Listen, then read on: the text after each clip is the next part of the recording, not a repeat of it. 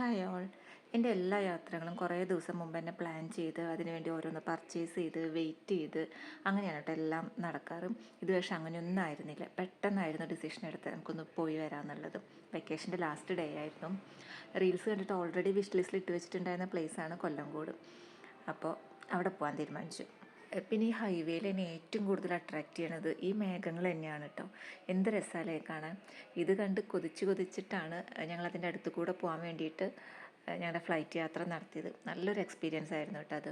നിങ്ങൾ കേട്ടിട്ടുണ്ടോ എന്നറിയില്ല, നമുക്ക് എന്തെങ്കിലും വിഷമമൊക്കെ വരികയാണെങ്കിൽ നമ്മൾ ആകാശത്തേക്ക് നോക്കി നിൽക്കുകയാണെങ്കിൽ ആ വിഷമമൊക്കെ മാറുമെന്ന് കേട്ടിട്ടുണ്ട്. എനിക്ക് വർക്കിംഗ് ആണ് കേട്ടോ അത്. ചിലപ്പോൾ ആകാശം നോക്കി നിൽക്കുമ്പോൾ നമ്മളൊന്നല്ല എന്നുള്ള ഒരു ഫീല് തോന്നുന്നതുകൊണ്ടായിരിക്കാം. പിന്നെ ഈ റൂട്ടിൽ പോകുമ്പോൾ എനിക്ക് ഇഷ്ടമില്ലാത്തൊരു സംഭവമാണ് തുരങ്കം എന്ന് പറയണത് കേട്ടോ. പേടിയെന്ന് പറയാൻ പറ്റില്ല, ഒരു ഡിസ്കംഫേർട്ടാണ്. പിന്നെ ഫസ്റ്റ് ഓർമ്മ വരിക ടോം ആൻഡ് ജെറിയും ചീസ് ഇങ്ങനത്തെ ഐറ്റംസൊക്കെയാണ്. എലിയും മാളും അതിനെ പുറത്തേക്ക് കിടക്കണതും അങ്ങനത്തെ ഫീലൊക്കെയാണ് വരിക. പിന്നെ കുറേ ഫിലോസഫി മനസ്സിലേക്ക് വരും. എന്ത് നെഗറ്റീവ്സിനും ഒരു പോസിറ്റീവ് ഉണ്ട്, ഇതെല്ലാം ടെമ്പററി ആണ്, ഇതിനപ്പുറത്തേക്ക് ഒരു ഇരുട്ടിനൊരു വെളിച്ചുണ്ട്, ഇങ്ങനത്തെ കുറേ ഫിലോസഫിയൊക്കെ പറഞ്ഞിട്ട് അതങ്ങ് കടന്നു പോകും. പിന്നെ ഇപ്പോൾ നേരിട്ട് കാണുന്നതിനെക്കാട്ടിലും ബുദ്ധിമുട്ടാണ് വീഡിയോയിൽ കാണുന്ന സമയത്ത് ആ ഒരു വൈറ്റ് വെളിച്ചം ഇങ്ങനെ വരുന്നത്, എന്തോ ഒരു സംഭവം. എന്തായാലും പുറത്ത് കടന്നു കഴിഞ്ഞാൽ ഒരാശ്വാസമാണ്. വീണ്ടും നമ്മുടെ നല്ല ഭംഗിയുള്ള മേഘങ്ങളും നല്ല സീനും കാര്യങ്ങളൊക്കെ ആയിട്ട് അങ്ങനെ പോകും. അങ്ങനെ നമ്മൾ പാലക്കാട് എത്തി. എങ്ങോട്ട് നോക്കിയാലും ഫുള്ള് പച്ചപ്പ്, ചെടികളും മലകളും കുന്നും.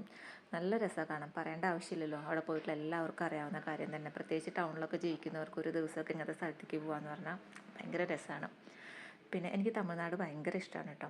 അപ്പോൾ അതിൻ്റെ ഒരു ചായ്വ് ഉള്ളത് കാരണം പാലക്കാടിനൊരു പ്രത്യേക ഇഷ്ടമുണ്ട്. അത് മാത്രമല്ല, ഞാൻ 2 വർഷം പാലക്കാടാണ് പഠിച്ചിട്ടുണ്ടായിരുന്നത്. അപ്പോൾ അതിൻ്റെ ഒരു നൊസ്റ്റും കൂടിയുണ്ട് പാലക്കാട്ടോട്ട് പോകുമ്പോൾ. നല്ല ഭംഗിയുള്ള സ്ഥലങ്ങളൊക്കെ വരുന്ന സമയമാകുമ്പോഴത്തേക്ക് രണ്ടാളും നല്ല ഉറക്കമായി, നല്ല ക്ഷീണം ഉണ്ടായിരുന്നു. പിന്നെ എങ്ങോട്ടാണ് പോകേണ്ടതെന്ന് വലിയ ഐഡിയ ഒന്നും ഉണ്ടായിരുന്നില്ല. അപ്പോൾ നമ്മൾ റീല് നോക്കിയിട്ട് തന്നെയാണ് കേട്ടോ എവിടേക്കാണ് പോകേണ്ടതെന്നൊക്കെ ഡിസൈഡ് ചെയ്യുന്നുണ്ടായിരുന്നത്. അതിൽ മസ്റ്റ് വിസിറ്റിൽ ഫസ്റ്റ് കണ്ട പ്ലേസ് എന്ന് പറയുന്നത് കുടിലിടം എന്നാണ്. അപ്പോൾ ആദ്യം തന്നെ അങ്ങോട്ട് പോകാമെന്ന് വിചാരിച്ചു. അധികം തിരക്കൊന്നും ഉണ്ടായിരുന്നില്ല. പറയുമ്പോൾ സൺഡേ ആയിരുന്നു, എന്നാലും വലിയ തിരക്കൊന്നും ഉണ്ടായിരുന്നില്ല. നല്ല ക്ലൈമറ്റായിരുന്നു, വലിയ ചൂടുമില്ല മഴയില്ല, അങ്ങനത്തെ ഒരു ക്ലൈമറ്റായിരുന്നു ഉണ്ടായിരുന്നത്. പ്രത്യേകിച്ച് ഒരു പ്രതീക്ഷയില്ലാതെ പോയതുകൊണ്ടായിരിക്കും കിട്ടുന്നതൊക്കെ എനിക്ക് ബോണസായിരുന്നു.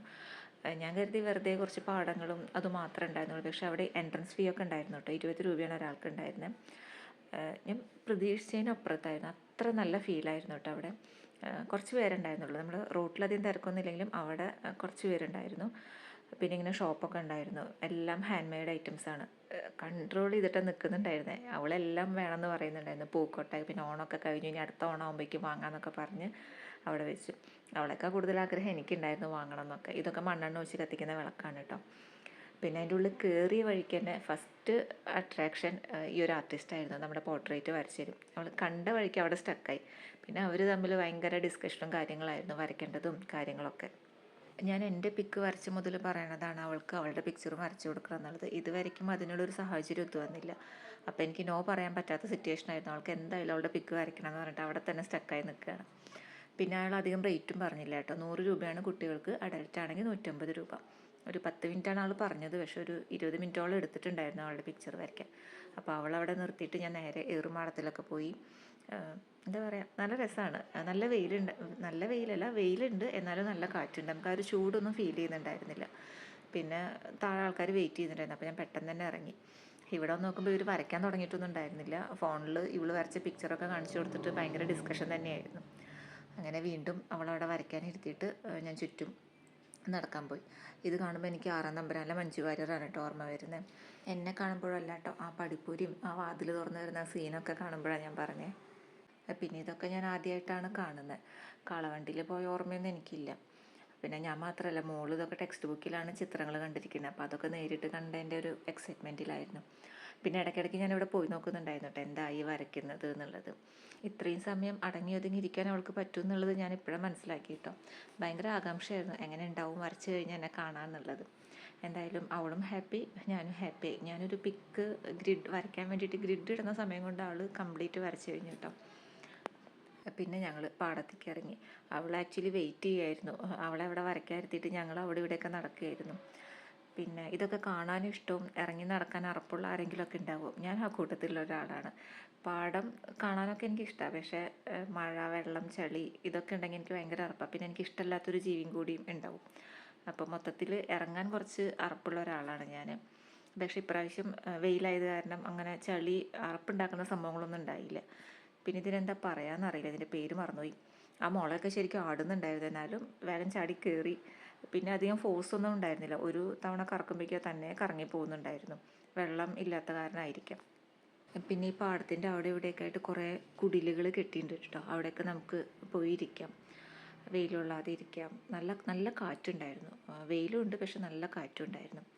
പിന്നെ ഈ തോണി കണ്ടപ്പോൾ പിന്നെ കുറേ ന്യൂസ്റ്റ് പറയാനുണ്ട്. അമ്മയുടെ വീട് മായന്നൂരാണ്. അപ്പോൾ ഒറ്റപ്പാലത്ത് നിന്ന് കടത്ത് കടന്നിട്ടാണ് മായന്നൂർക്ക് പോവുക, പാലം വരുന്നതിന് മുമ്പ്. എൻ്റെ ചെറുപ്പത്തിൽ ഞാനും പോയിട്ടുണ്ട്, മോള് പോയിട്ടില്ല. പിന്നെ തോണി കണ്ടപ്പോൾ തോണികളുടെ കഥകളും പണ്ട് പോയതും കുറേ കഥകളൊക്കെ പറഞ്ഞ് അത്രയേ ഉള്ളൂ കേട്ടോ. നമ്മൾ കുടിലിടം എന്നുള്ള സ്ഥലത്ത് പക്ഷേ എന്താ പറയുക, 20 രൂപയ്ക്ക് അടിപൊളിയാണ്. കുറേ നേരം നല്ല ഹാപ്പി ആയിട്ട് അവിടെ നിന്ന് ഇറങ്ങി. ആ ഒരു ഹാപ്പിനെസ് ഒക്കെ നെക്സ്റ്റ് സെലക്ട് ചെയ്ത ആ ഒരു പ്ലേസിൽ പോയിട്ടോ. റീല് കണ്ടിട്ട് തന്നെ സെലക്ട് ചെയ്ത് സീതാർകുണ്ട് വെള്ളച്ചാട്ടമായിരുന്നു. മോൾക്ക് വെള്ളത്തിൽ കളിക്കണം എന്നുള്ള ഒരു ആഗ്രഹത്തിൻ്റെ പുറത്ത് സെലക്ട് ചെയ്തതാണ്. പക്ഷേ റോങ് ഡിസിഷനായിരുന്നു. ഭയങ്കര മോശം വഴിയായിരുന്നു. റോഡെന്ന് പറയാൻ പറ്റിയില്ല, ഒരു ഓഫ് റോഡ് എക്സ്പീരിയൻസ് ആയിരുന്നു. പല സ്ഥലത്തും റോഡൊന്നും ഉണ്ടായിരുന്നില്ല, വീതി കുറഞ്ഞത്. പിന്നെ നല്ല തിരക്കും, ഒരുപാട് വണ്ടികളുണ്ടായിരുന്നു. കുറേ നേരം ബ്ലോക്കിൽ നിൽക്കേണ്ടി വന്നു. അങ്ങോട്ടും തിരിച്ചു പോകാനും പറ്റാത്ത അവസ്ഥ, അങ്ങോട്ട് പോകാനും പറ്റാത്ത അവസ്ഥയായിരുന്നു. പിന്നെ എന്താ, വഴിയിലൊക്കെ ചെറിയ ചെറിയ കുട്ടികൾ അവരുടെ വെജിറ്റബിൾസൊക്കെ വിൽക്കാതിരിക്കുന്നുണ്ടായിരുന്നു കേട്ടോ. മോളുടെ പ്രായം ഉണ്ടായിരുന്നുള്ളൂ. പിന്നെ നമ്മൾ വീട്ടിൽ നിന്ന് ലഞ്ച് പാക്ക് ചെയ്തിട്ടുണ്ടായിരുന്നു. ഹറിബറിയിലാണെങ്കിലും അധികം കറികളൊന്നും ഇല്ലെങ്കിലും പെട്ടെന്ന് തട്ടിക്കൂട്ടി പൊതിച്ചോറൊക്കെ കൊണ്ടുപോയിട്ടുണ്ടായിരുന്നു. അപ്പോൾ അവിടെ എത്തിയ വഴിക്ക് തന്നെ അത് കഴിച്ചു. ഞങ്ങൾ ആദ്യം അവിടെ അന്വേഷിച്ചു, ഒരുപാട് ദൂരം നടക്കാനുണ്ടെങ്കിൽ പോവില്ല എന്ന് വിചാരിച്ചിരിക്കുകയായിരുന്നു. അത്രയും മോശമായിരുന്നു അവിടുന്ന് ട്രാവൽ ചെയ്ത് എത്തിയപ്പോൾ. പക്ഷെ കുറച്ച് ദൂരമേ ഉള്ളൂ എന്ന് പറഞ്ഞു. പിന്നെ വെള്ളത്തിൻ്റെ സൗണ്ട് ഇങ്ങനെ കേൾക്കുന്നുണ്ടായിരുന്നു. പിന്നെ വെള്ളം കണ്ടിട്ട് എന്തായാലും ഇറങ്ങിയതല്ലേ, കണ്ടിട്ട് തിരിച്ചു പോകാമെന്ന് കരുതിയിട്ട് മുമ്പോട്ട് തന്നെ നടന്നു കേട്ടോ. കുറച്ച് ദൂരം തന്നെ ഉണ്ടായിരുന്നുള്ളൂ. വണ്ടി പാർക്ക് ചെയ്ത് കുറച്ച് ദൂരം നടക്കുമ്പോഴേക്കും എത്തും. പക്ഷേ അത് വിചാരിച്ച ഫീലൊന്നും ആയിരുന്നില്ല. ഒന്നാമത് കുറച്ച് സ്ഥലമാണ് വെള്ളത്തിൽ ഇറങ്ങാനുള്ളൂ, അവിടെയാണെങ്കിൽ ഒരുപാട് ആൾക്കാരും. പിന്നെ നല്ല തണുത്ത വെള്ളമായിരുന്നു. അത്രയും ദൂരം കഷ്ടപ്പെട്ട് കയറിയത് ആ ഒരു തണുത്ത വെള്ളത്തിൽ മുഖം കഴുകിയപ്പോൾ തന്നെ ആ ഒരു വിഷമം മാറിക്കിട്ടി. പിന്നത്തെ വിഷമം തിരിച്ച് ഈ കയറിയ വഴിയൊക്കെ ഇറങ്ങണ്ടേ എന്നുള്ളതായിരുന്നു. ഭയങ്കര ടയേർഡായി. പിന്നെ എങ്ങനെയെങ്കിലും ആ ഒരു അവിടെ നിന്ന് പുറത്ത് കടന്നാൽ മതി എന്നായിരുന്നു. പിന്നെ ഈ ടൗൺ എത്തിയപ്പോഴാണ്, നല്ല റോഡും ഹൈവേ ഒക്കെ എത്തിയപ്പോഴാണ് ഒരു സന്തോഷമായത്. പിന്നെ യാത്രയിലത്തെ അടുത്ത സന്തോഷം എന്ന് പറയുന്നത് ടീ ടൈമാണ്. എസ്പെഷ്യലി ഇഷ്ടപ്പെട്ട സ്നാക്കും കിട്ടിയിട്ടുണ്ടായിരുന്നു. അപ്പോൾ നല്ല ചായയൊക്കെ കുടിച്ച് പിന്നെ ആ ഒരു ക്ഷീണമൊക്കെ മാറിയിട്ടോ. ഭയങ്കര ഹാപ്പി. 10-12 വർഷമായിട്ടോ ഞാൻ ഈ പാലം അങ്ങോട്ടും ഇങ്ങോട്ടും കടക്കാൻ തുടങ്ങിയിട്ട്. നമ്മുടെ ചെറുതുരുത്തി പാലമാണ്. ഇപ്പോഴും പാലത്ത് നിന്ന് ഇങ്ങോട്ട് കടക്കുമ്പോൾ ഉണ്ടാകുന്ന ഒരു വിഷമം, അതിനൊരു മാറ്റവും വന്നിട്ടില്ല. എന്നാലും ഒരു ഡെപ്ത് കുറച്ച് കുറഞ്ഞിട്ടുണ്ടെന്ന് മാത്രം. പിന്നെ ഈ കലാപരിപാടി പതിവുള്ളതാണ് കേട്ടോ. വെക്കേഷൻ കഴിഞ്ഞ് അമ്മച്ചി പോയി കഴിഞ്ഞിട്ടുണ്ടെങ്കിൽ അവൾക്ക് ഉണ്ടാകുന്നൊരു വിഷമമാണിത്. രണ്ടാൾക്കും ഉണ്ടാവും. അപ്പോൾ ഫസ്റ്റ് ഡേ അവളെ വിഷമിക്കാൻ വിട്ടിട്ട് സെക്കൻഡ് ഡേ ഞാനായിരിക്കും വിഷമിക്കുക. പിന്നെ രണ്ടാളും അതുകൊണ്ട് ശീലമായിക്കോളും. ഡെയിലി റുട്ടീനൊക്കെ ആയിട്ട് അങ്ങോട്ട് സെറ്റാവും. അപ്പോൾ അത്രയേ ഉള്ളൂ. യാത്ര ചെയ്യാൻ ഇഷ്ടമുള്ളവർക്കൊക്കെ എത്രയും പെട്ടെന്ന് അതെല്ലാം സാധിക്കട്ടെ. Thank you.